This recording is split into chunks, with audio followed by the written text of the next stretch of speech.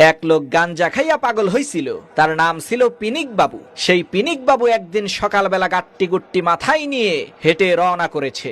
গ্রামের লোকেরা তাকে জিজ্ঞেস করলো, কিরে কই যাস? পিনিক বাবু বলল, আমি ঢাকা যাই। লোকেরা বলল, যাক আপদ একখান বিদায় হইল। পরের দিন সকালবেলা গ্রামের মানুষ ঘুম থেকে উঠে দেখে পিনিক বাবু বাড়িতে। সবাই অবাক হয়ে জিজ্ঞেস করলো, কিরে বাবু, তুই না ঢাকা গেলি, তুই আবার বাড়িতে আসলি কিভাবে?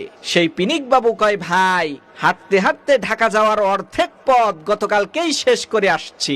সন্ধ্যা হয়ে গেছিল তো তাই বাড়িতে চলে আসছি। চিন্তার কোনো কারণ নাই, আমি ব্রিজের গোড়ায় চিহ্ন দিয়ে এসেছি। আজকে আবার ওই ব্রিজের গোড়া থেকেই হাঁটা শুরু করব, তারপরে ঢাকা চলে যাব।